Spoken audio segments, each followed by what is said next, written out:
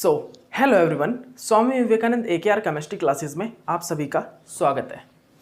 तो आज ही भाई, तो आज का जो हमारा टॉपिक रहेगा वो रहेगा भाई relation between the thermodynamic stability and kinetic stability. बिल्कुल छोटा सा टॉपिक है, कुछ नहीं, 2 लाइन बतानी है मेरे को सिर्फ इसकी। उसके बाद हम हाइड्रोलाइसिस को स्टार्ट करेंगे। किस चीज़ को भाई? हाइड्रोलाइसिस को। ठीक है, तो इसके बारे में आप 2 लाइन सुन लीजिए पहले क्या बोलने वाले हम यहाँ पर। लेकिन भाई 1 मिनट रुकिए। पिछले लेक्चर में मैंने आपको कितना करवा दिया था? पिछले लेक्चर का वो क्वेश्चन था, आपको समझ में आ गया था ना? पिछले लेक्चर में मैंने आपको करवाया हुआ भाई इनर्टनेस और लेबिलिटी के ऑर्डर करवाए हुए हैं, क्वेश्चन करवाए थे हम पिछले लेक्चर में। तो वो लास्ट जो क्वेश्चन था ना नॉन ट्रांजिशन मेटल का, उसमें हम इनर्टनेस को किस प्रकार देखेंगे? Oxidation state is directly proportional to inertness and size is inversely proportional to inertness. अगर साइज डिक्रीज होगा तो इनर्टनेस इंक्रीज होगी, और साइज इंक्रीज होगा तो इनर्टनेस डिक्रीज होगी।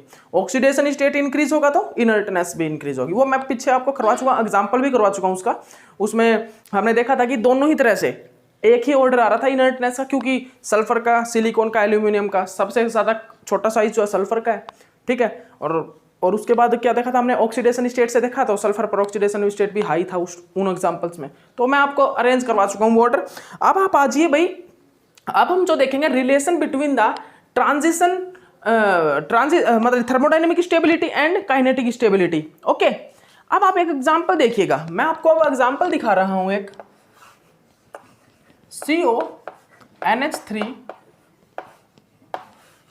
6 2 अब आप सभी जल्दी करिए, मेरे से पहले निकाल दीजिए ये लेबाइल कौन सा है और इनर्ट कौन सा है। इनमें लेबाइल कौन सा है और इनर्ट कौन सा है? जल्दी बताइए मेरे को। लेबाइल और इनर्ट, लेबाइल और इनर्ट अब तो निकाल ही लोगे। क्या करना है आपको लेबाइल और इनर्ट के लिए? देखिए भाई, क्या कौन सा सिस्टम है? D7 system. D7 क्या लो स्पिन है या हाई स्पिन है? हाई स्पिन है। ठीक है, ये देखिए D6 सिस्टम लो स्पिन है या हाई स्पिन है? हाई स्पिन है, हाई स्पिन। ठीक है, CO3 पॉजिटिव में ना, CO3 पॉजिटिव O2 नेगेटिव से पहले वाले सभी लिगेंड के साथ, O2 नेगेटिव प्लस उससे पहले वाले लिगेंड के साथ स्पेक्ट्रोकेमिकल सीरीज वाले लिगेंड, ठीक है, उनके साथ लो स्पिन बनाता है। तो आप बताइए, ये हाई स्पिन है D7, और D7 हाई स्पिन की जो हमारी एनर्जी होती है वो क्या होती है? पॉजिटिव 1.14, और इसमें लो स्पिन है ये, इसकी क्या होगी एनर्जी? इसकी एनर्जी क्या होगी भाई? बताइए मेरे को जल्दी से। इसकी एनर्जी क्या होगी D6 लो स्पिन की? बताइए, जल्दी बताइए भाई, क्या होगी लो स्पिन की एनर्जी? बताइए। -4। ठीक है, तो अब बताइए आप यहां पर इनर्ट कौन होगा, लेबाइल कौन होगा? ऊपर वाला तो होगा भाई हमारा लेबाइल, ऊपर वाला होगा लेबाइल कंपाउंड। ठीक है, याद रखिएगा, ऊपर वाला जो कंपाउंड है वो है लेबाइल, ये जो है कंपाउंड वो कौन सा है? लेबाइल। ये जो कॉम्प्लेक्स है, ठीक है, ओके, ये जो कॉम्प्लेक्स है लेबाइल है, और ये कौन सा भाई? इनर्ट। ये कौन सा है? इनर्ट। ठीक है, तो मैं जब इनको वाटर से रिएक्ट कराता हूं ना, जब मैं इनको वाटर से रिएक्ट कराता हूं, उस टाइम पे जब ये रिप्लेसमेंट होता है NH3 की जगह वाटर, तो हमें पता लगता है कि जो रिएक्शन हुई ना, रिएक्शन इसमें जो हुई है, इसमें भाई कितना टाइम है? इसमें लेस देन 1 मिनट लगा है। इस वाली रिएक्शन में लेस देन 1 मिनट लगा। हाफ लाइफ पीरियड जो है लेस देन 1 मिनट है। इस वाली में जो हाफ लाइफ पीरियड है वो ग्रेटर देन 1 मिनट है। ठीक है, तो इसकी ये वाली जो जब रिएक्शन हुई ना, ये वाली जब रिएक्शन हमने वाटर के साथ करवाई, इस कॉम्प्लेक्स की रिएक्शन वाटर के साथ करवाई, तो यहाँ पर जो हाफ लाइफ पीरियड टाइम था वो कितना था भाई? लेस देन 1 मिनट था। लेस देन 1 मिनट था, और यहां पर जो हाफ लाइफ पीरियड टाइम आया वो ग्रेटर देन 1 मिनट था। ठीक है, याद रखिएगा इस चीज को। यहां पर जो रिएक्शन का टाइम आया वो greater than greater than 1 minute था, जिसके कारण हमें पता लग गया ये इनर्ट है, ये लेबाइल है। और सबसे अच्छा जो रीजन हमको पता लगा वो कौन सा भाई? क्रिस्टल फील्ड थ्योरी से मतलब CFS एनर्जी गैप देख लिया हमने। अब आइए जल्दी, अब हमको क्या देखना है? अब मुझे आपको ये बताना है कि यहां पर रिलेशन क्या है थर्मोडायनेमिक स्टेबिलिटी और काइनेटिक स्टेबिलिटी। TS और KS का मतलब थर्मोडायनेमिक स्टेबिलिटी, और KS का मतलब काइनेटिक स्टेबिलिटी। ओके, तो यहां पर रीजन हमको क्या देखना है कि भाई रिलेशन क्या होगा काइनेटिक स्टेबिलिटी और थर्मोडायनेमिक स्टेबिलिटी का। तो मैं आपको बता देता हूं। देखिए, यहां पर ये दोनों कॉम्प्लेक्स हैं, और दोनों के दोनों ही स्टेबल है भाई। दोनों ही कॉम्प्लेक्स क्या है? Both are stable. जबकि जबकि एक तो कैसा है भाई, लेबाइल, और एक है इनर्ट। दोनों के दोनों ही कॉम्प्लेक्स स्टेबल हैं, जबकि एक क्या है भाई, लेबाइल, और एक है इनर्ट। तो भाई साइंटिस्ट चौंक गए, आखिरकार एक लेबाइल और एक इनर्ट है कॉम्प्लेक्स, और फिर भी दोनों के दोनों स्टेबल है। फिर उन्होंने एक आइडिया लगाया कि भाई हम जो रिलेशन निकाल रहे हैं ना इन दो कॉम्प्लेक्स से, एक लेबाइल और एक इनर्ट से, मतलब कि इन दोनों के बीच कोई रिलेशन है ही नहीं। थर्मोडायनेमिक स्टेबिलिटी और काइनेटिक स्टेबिलिटी के बीच में कोई रिलेशन नहीं है, ठीक है। इस चीज से हमें पता लग गया कि भाई एक लेबाइल और एक इनर्ट होने के बाद भी दोनों के दोनों स्टेबल हैं। इससे हमें यह पता लगा कि इन दोनों के बीच में कोई रिलेशन नहीं है। अगर रिलेशन होता तो इन दोनों में एक कंपाउंड अनस्टेबल होता। अगर रिलेशन होता ना इनके बीच में, थर्मोडायनेमिक स्टेबिलिटी और काइनेटिक स्टेबिलिटी के बीच में, तो इनमें से एक कंपाउंड जरूर अनस्टेबल होता। लेकिन यहां पर तो इनर्ट और लेबाइल दोनों के दोनों ही क्या है, स्टेबल हैं। इससे हमें यह पता लग गया भी रिलेशन कुछ भी नहीं है थर्मोडायनेमिक स्टेबिलिटी और काइनेटिक स्टेबिलिटी के बीच में, ठीक है। ओके, अब आइएगा, अब जल्दी कीजिए, बस इतना ही बताना था मेरे को इसमें, ठीक है। ये छोटी छोटी चीजें रह गई हैं। अब कुछ नहीं भाई, अब सिर्फ आपका लास्ट एंड चल रहा है थर्मोडायनेमिक इसका कोऑर्डिनेशन केमिस्ट्री का। हाइड्रोलाइसिस होगा, एसिड हाइड्रोलाइसिस, बेसिक हाइड्रोलाइसिस, सभी इस टॉपिक को डाल लीजिए और ऊपर लिख लीजिएगा इंपॉर्टेंट, मोस्ट इंपॉर्टेंट टॉपिक है, मोस्ट इंपॉर्टेंट टॉपिक है भाई। पहले बता दे रहा हूं मैं आपको, बहुत ज्यादा इंपॉर्टेंट टॉपिक है ये, बहुत ज्यादा इंपॉर्टेंट टॉपिक है। बस मैं इसको कंप्लीट करवाने वाला हूं, 2-3 लेक्चर लगेंगे, सिर्फ 2-3 लेक्चर के अंदर कंप्लीट सब कुछ कंप्लीट हो जाएगा ये। लिखिएगा हाइड्रोलाइसिस, हाइड्रोलाइसिस,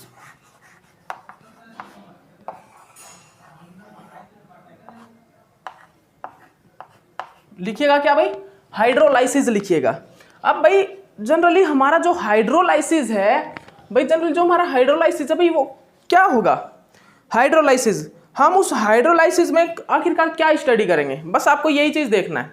हम भाई हाइड्रोलाइसिस में क्या स्टडी करेंगे ये चीज हमको देखना है। जैसे कि देखिए मैं आपको बता देता हूं, ऑक्टाहेड्रल कॉम्प्लेक्स है हमारा, जो ऑक्टाहेड्रल कॉम्प्लेक्स है उसका आप सभी को एक चीज पता है कि वो डिसोसिएटिव रिएक्शन मैकेनिज्म देता है। क्या देता है भाई, वो जो है डिसोसिएटिव रिएक्शन मैकेनिज्म को फाइंड आउट करता है। और आपको एक चीज और पता है, हाइड्रोलाइसिस में जो ऑक्टाहेड्रल जो कॉम्प्लेक्स है, हाइड्रोलाइसिस में नहीं, जनरली मैं ऑक्टाहेड्रल ज्योमेट्री की बात कर रहा हूं आपसे, जो हमारा ऑक्टाहेड्रल ज्योमेट्री है वो कितनी आइसोमर्स होते हैं उसके, 2 आइसोमर्स। कौन कौन से भाई, एक तो सिस और एक ट्रांस। लिख लीजिएगा ये, हाइड्रोलाइसिस में ऑक्टाहेड्रल कॉम्प्लेक्स जो है, हम ऑक्टाहेड्रल कॉम्प्लेक्स से ही हाइड्रोलाइसिस को समझेंगे। ऑक्टाहेड्रल कॉम्प्लेक्स से ही हम हाइड्रोलाइसिस जो हमारा टॉपिक है कोऑर्डिनेशन केमिस्ट्री का उसको स्टडी करेंगे, ठीक है। Octahedral complex contain 2 isomer. कितने आइसोमर कंटेन करके रखता है भाई, 2 आइसोमर। कौन कौन से, सिस एंड ट्रांस। ऑक्टाहेड्रल जो हमारा कॉम्प्लेक्स होता है, ऑक्टाहेड्रल कॉम्प्लेक्स वो क्या करता है भाई, कंटेन करके रखता है 2 isomers, cis and trans.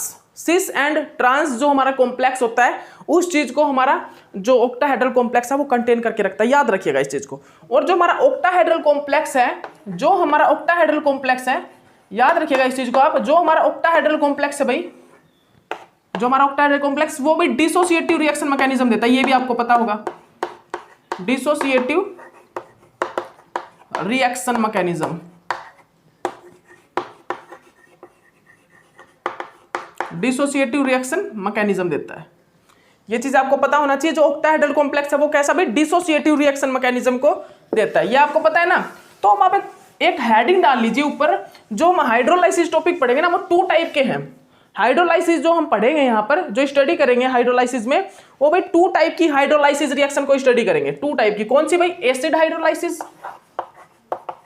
Acid hydrolysis, acid hydrolysis, and second जो है वो है बेसिक हाइड्रोलाइसिस, बेसिक हाइड्रोलाइसिस। और भाई आपसे एक और चीज डिस्कस करना चाहता हूं, पहले लिख लीजिए एसिड हाइड्रोलाइसिस, बेसिक हाइड्रोलाइसिस। एक और चीज डिस्कस करना चाहते हैं, देखिए बहुतों की सजेशन मिली है कि भाई वीडियो सर थोड़ा शॉर्ट बनाइए, वीडियो सर थोड़ा शॉर्ट बनाइए, मतलब कि वो अपनी फील्ड से नहीं है तो बाहर से है, कोई ब्रदर वगैरह थे। तो मैं आपको बता देता हूँ, एक हमारा मेन उद्देश्य पता है क्या है, सब्सक्राइबर या व्यूवर्स नहीं है, अगर सब्सक्राइबर और व्यूअर से आपसे मेरे को अगर कमाई करनी हो तो मैं सब्सक्राइबर बढ़वाने मेरा स्टार्ट कर दूं, मैं ज़्यादा ध्यान मेरा सब्सक्राइबर पर दूं, ठीक है। हाँ, ये जरूरी है कि आप पे डिपेंड करता है, ये मैं रियलिटी बता दूं तो ये आप पे डिपेंड करता है कि आप कितने सब्सक्राइबर करवाते हो और आप कितना मेरी वीडियो को मतलब कि पसंद करते हो। नहीं करते हो तो भाई वो आपकी मर्जी। हमारा काम है मतलब कि हम आपको वीडियो प्रोवाइड करना, कंटेंट प्रोवाइड करना, और ये मैं गारंटी लेता हूँ ये जो कंटेंट मैं करवा रहा हूँ बेस्ट है, वो कम नहीं है।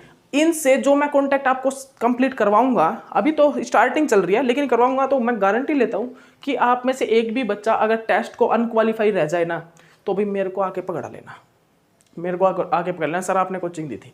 मैं गारंटी लेता हूँ इस चीज़ की, अगर टेस्ट को क्वालिफाई करने से कोई भी बच्चा रह जाए, लेकिन सिलेबस कंप्लीट होगा, आपका सिलेबस कंप्लीट करना पड़ेगा, एक एक क्वेश्चन असाइनमेंट को सॉल्व करना पड़ेगा, तभी आप कर पाओगे, नहीं तो मेरे से कोई उम्मीद मत रखना। हर एक मैंने, क्योंकि एक एक वीडियो, एक एक लेक्चर, एक एक पॉइंट, हर एक पॉइंट के साथ लेक्चर को अपलोड किया हुआ है, ऐसी बात नहीं है, मैंने हर एक पॉइंट के साथ अपलोड किया, इसीलिए उसमें टाइम लगा, इतने लेक्चर बने।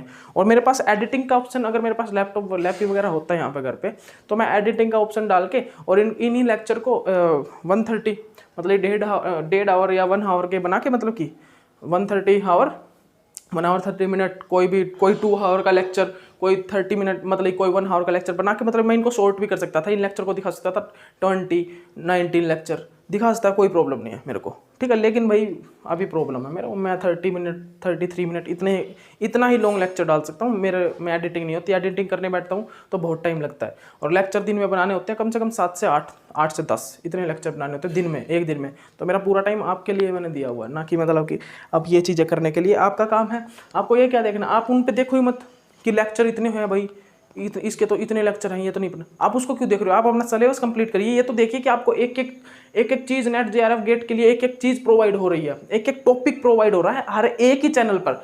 ये बहुत मुश्किल से होता है भाई, मैं पहले बता देता हूँ, ये चीज़ बहुत मुश्किल से एक ऐसी चीज़ मिलेगी आपको कि एक ही चैनल पर आपको हर एक टॉपिक प्रोवाइड किया जाए, हर एक लेसन, हर एक मतलब कि यूनिट का हर एक टॉपिक आपको एक ही चैनल पर प्रोवाइड कर दिया जाए। ये बहुत मुश्किल मिलेगा, आप खोल के देख लेना बेशक से, आप किसी चैनल को खोल के देख लेना, वहाँ पर भाई 7 आवर 8 आवर के चैनल वो लेक्चर मिलेंगे आपको। लेकिन मैं आपको बता देता हूँ रियलिटी, 7 आवर 8 आवर में भाई coordination chemistry, organometallic chemistry complete नहीं हुआ करती। अगर आपको अच्छे से समझनी है ना, तो उसके कंसेप्ट क्लियर करने हैं, तो आपको ऐसे लेक्चर चाहिए जहाँ पे कंसेप्ट क्लियर होते हों। अगर किसी चीज़ को सीखना है तो कंसेप्ट क्लियर कीजिए, क्योंकि जो आप सीखोगे ना वही आपके काम आएगा, आगे जो आप सीखोगे वही काम आएगा। ये मतलब कि ऐसे ही वीडियो देख के जल्दी से, हाँ ट्रिकी वीडियो है वो भी बना के डाल दूंगा, ऐसी बात नहीं, ट्रिकी मेरे को नहीं आता, हमने सब कुछ सीखा हुआ है, क्वेश्चन वगैरह ट्रिक से कैसे निकालते हैं सब कुछ। और मैं तो एक चीज़ और बता देता हूँ, मैंने क्वेश्चन भी यहाँ पर करवाए हैं, वो ट्रिक से करवाए हैं सभी। हमारे जो कोऑर्डिनेशन केमिस्ट्री में क्वेश्चन चल रहे हैं वो ट्रिक से चल रहे हैं, आप देखिए लेक्चर को देखिए, और अगर आपको क्वेश्चन चाहिए तो हम वो भी डाल देंगे, देखना आप, अभी आज का लेक्चर हो जाए उसके बाद क्वेश्चन भी डाल के दिखाते हैं, ठीक है, ओके। उसके बाद देखिएगा भाई, अब देखिएगा, अब हमको क्या करना है, आ जाइए जल्दी आ जाइए। हाइड्रोलाइसिस हमारा भाई क्या टॉपिक, एसिड हाइड्रोलाइसिस और बेसिक हाइड्रोलाइसिस। जो हम हाइड्रोलाइसिस में जो स्टडी करेंगे वो करेंगे भाई एसिडिक हाइड्रोलाइसिस, और किसके बारे में, बेसिक हाइड्रोलाइसिस के बारे में। एक मिनट रुकिएगा, फोकस में कोई प्रॉब्लम आ रही है भाई, एक मिनट रुकिएगा भाई।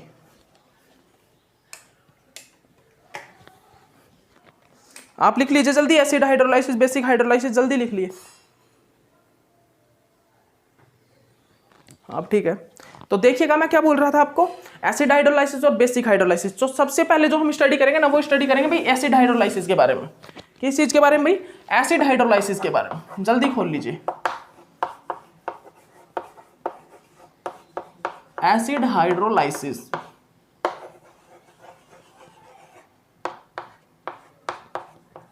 तो हम जो सबसे पहले स्टडी करना चाहेंगे वो करना चाहेंगे भी एसिड हाइड्रोलाइसिस। अब ये एसिड हाइड्रोलाइसिस में हम क्या देखेंगे, देखिएगा आप, ऑक्टाहेड्रल जो कॉम्प्लेक्स होता है वो कितनी ज्योमेट्री को कंटेन करके रखता है, 2 आइसोमर्स होते हैं ना उसके, सिस और ट्रांस। तो हमने क्या किया, सुनिएगा ध्यान से, हमने क्या किया एसिड हाइड्रोलाइसिस में, हमने एक ऑक्टाहेड्रल ज्योमेट्री ली। सबसे पहले जो हमने ज्योमेट्री ली भाई ऑक्टाहेड्रल की ज्योमेट्री ली, और वो सिस ली, ठीक है, सिस। सबसे पहले जो एसिड हाइड्रोलाइसिस में हमने क्या किया, सिस ज्योमेट्री ली एक, क्योंकि ऑक्टाहेड्रल कॉम्प्लेक्स कंटेन है 2 geometry, 2 isomers. Octahedral complex contain 2 isomers, cis and trans.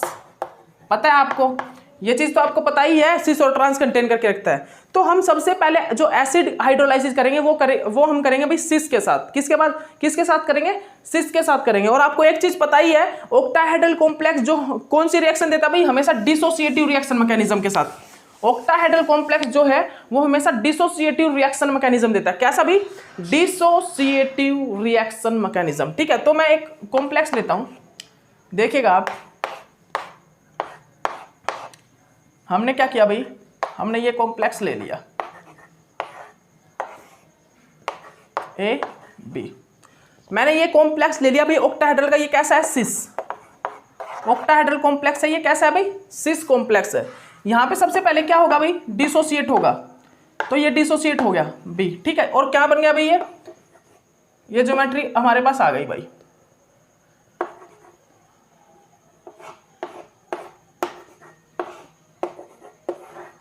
ठीक है भाई, ये हमारे पास बन के आ गई। अब आप सभी को पता है जो हमारा न्यूक्लियोफाइल आएगा, न्यूक्लियोफाइल वो अटैक करेगा। वो क्या करेगा भी? वो अटैक करेगा एम्प्टी साइट पर, जहां पर एम्प्टी कोऑर्डिनेशन साइट होगी वो वहां पर अटैक करेगा। तो यहां पर भाई क्या करेगा? न्यूक्लियोफाइल डायरेक्टली अटैक कर लेगा जल्दी सिस वाली में।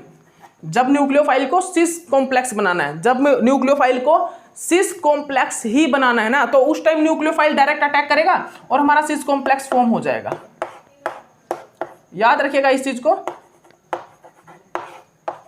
इस चीज को याद रखिएगा ध्यान से। क्या बोल रहा हूं मैं? आपको ये चीज पता ही है, आपको ये चीज पता ही कि जो ऑक्टाहेड्रल कॉम्प्लेक्स है हमारा, वो क्या करता है? जो हमारा ऑक्टाहेड्रल कॉम्प्लेक्स है वो क्या करता है भाई? वो हमेशा डिसोसिएटिव रिएक्शन मैकेनिज्म को फाइंड आउट करता है। डिसोसिएटिव रिएक्शन मैकेनिज्म होता है उसके अंदर। ठीक है, ओके। तो वहां पर सबसे पहले लिगैंड ब्रेक होगा। ठीक है, सिस हाइड्रोलाइसिस कर रहा हूं मैं। ये कौन सा भी? सिस जो हमारा ऑक्टाहेड्रल कॉम्प्लेक्स है उसके साथ मैं एसिड हाइड्रोलाइसिस रिएक्शन कर रहा हूं। कौन सी? Acid hydrolysis reaction.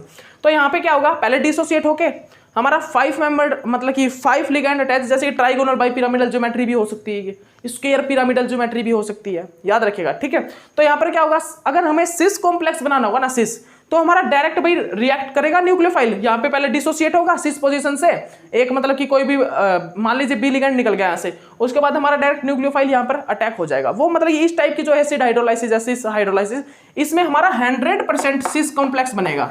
इसमें पूरे चांसेस हैं कि 100% हमारा सिस ही कॉम्प्लेक्स बनेगा।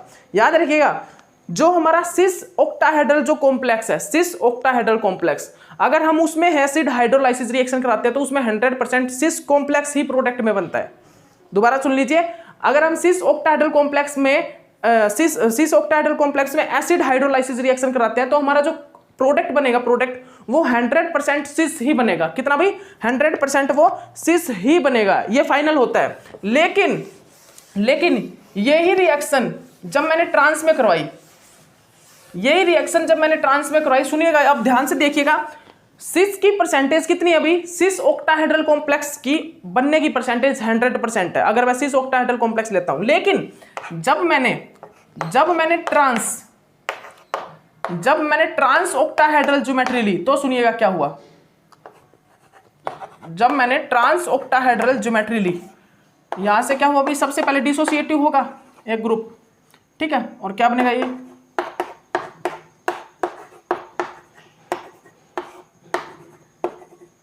सुनिएगा, जब मैंने ट्रांस ऑक्टाहेड्रल ज्योमेट्री ली, कैसी भाई? ट्रांस ऑक्टाहेड्रल ज्योमेट्री, तो वहां पर कुछ दिक्कतें आई भाई।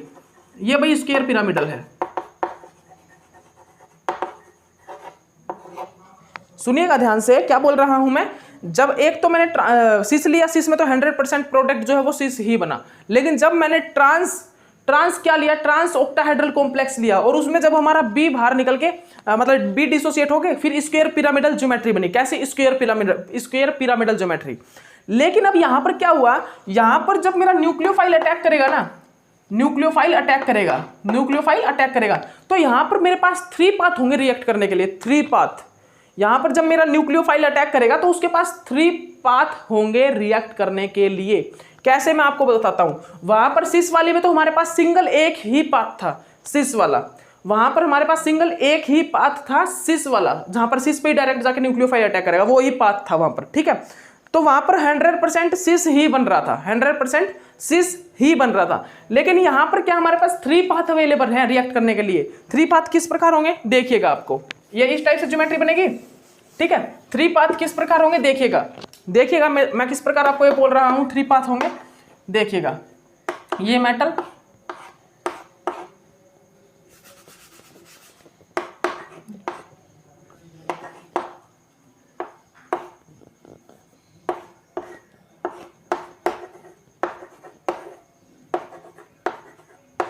देखिएगा।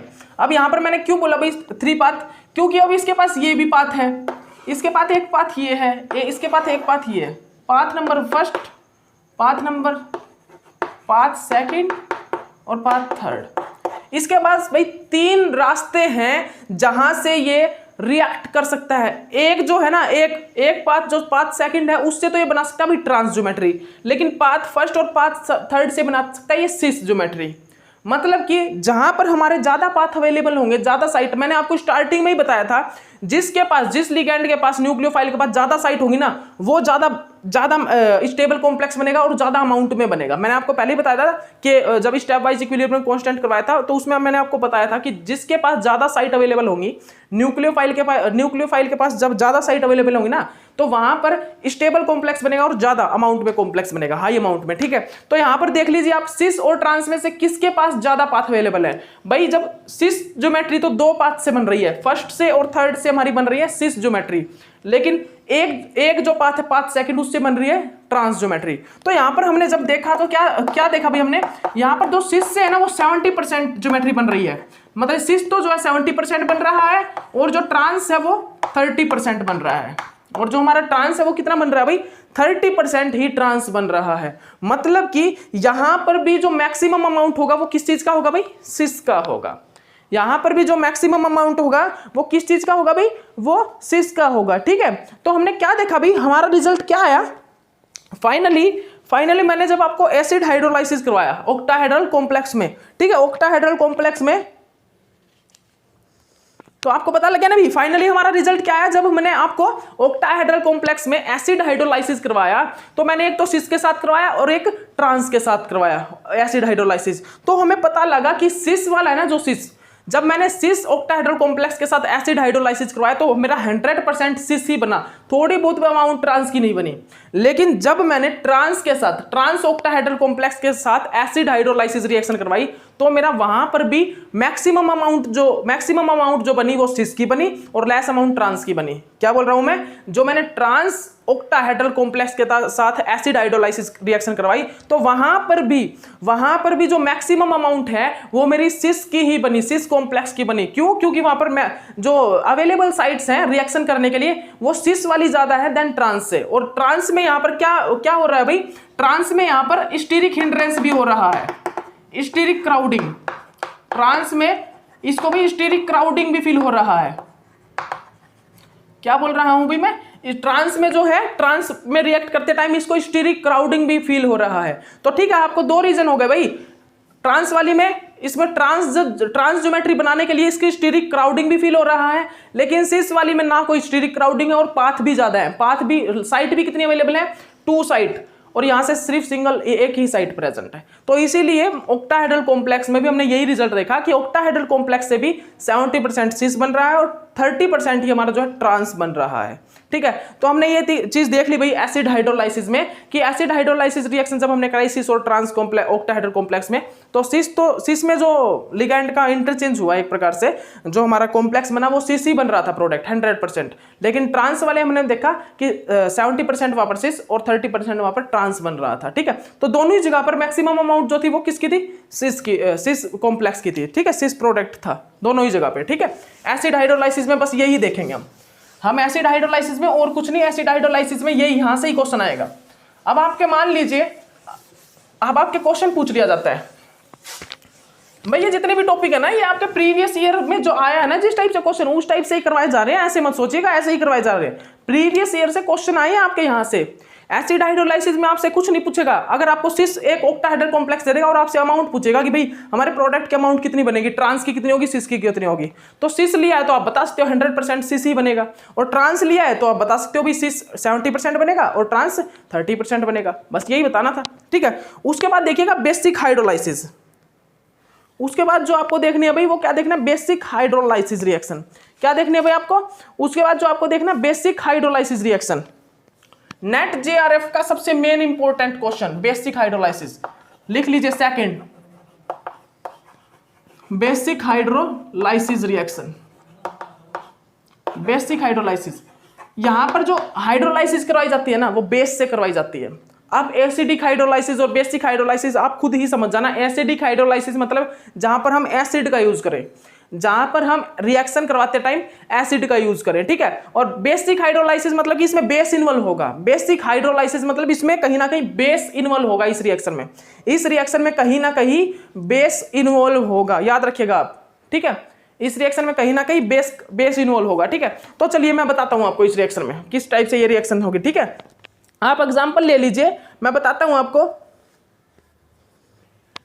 आपको मैं एग्जांपल बताता हूं। ये लीजिए भाई, एग्जांपल लीजिए बेसिक हाइड्रोलाइसिस का। CO NH3 5Cl 2 positive plus OH negative. तो आपको क्या करना है भाई, अब आपको बेसिक हाइड्रोलाइसिस रिएक्शन करनी है। कौन सी रिएक्शन करनी है भाई आपको बेसिक हाइड्रोलाइसिस रिएक्शन करनी है। और मैंने आपको बता दी बेसिक हाइड्रोलाइसिस रिएक्शन जो in the presence of base होती है। जो हमारी बेसिक हाइड्रोलाइसिस जो रिएक्शन है वो बेस की प्रेजेंस में होती है, ये मैं आपको पहले ही बता देता हूं। बेसिक हाइड्रोलाइसिस रिएक्शन बेस की प्रेजेंस में होगी, ये बात ध्यान रखिएगा। अब यहां पर क्या हो रहा है भाई, यहां पर क्या हुआ, यहां पर कुछ नहीं, यहां पर बस चेंज हुआ, यहां पर बस चेंज हुआ है। क्या हुआ है, कोबाल्ट NH3 5 OH नेगेटिव और ये 2 पॉजिटिव, बस यही हुआ है और कुछ नहीं हुआ यहां पर भाई, और कुछ भी नहीं हुआ, बस चेंज हो गया, बस क्लोरीन की जगह रिप्लेस हो गया OH। अब हमको यही देखना है कि किस प्रकार होगा। यहां पर क्या हुआ भाई, क्लोरीन की जगह रिप्लेस हो गया है कौन, OH। याद रखिएगा यहां पर क्या हुआ भाई, यहां पर क्लोरीन की जगह, यहां पर जो क्लोरीन है उस क्लोरीन की जगह हमारा OH रिप्लेस हो गया। हमें बेसिक हाइड्रोलाइसिस में जनरली यही चीज देखनी है कि आखिरकार मैंने रिप्लेस किस प्रकार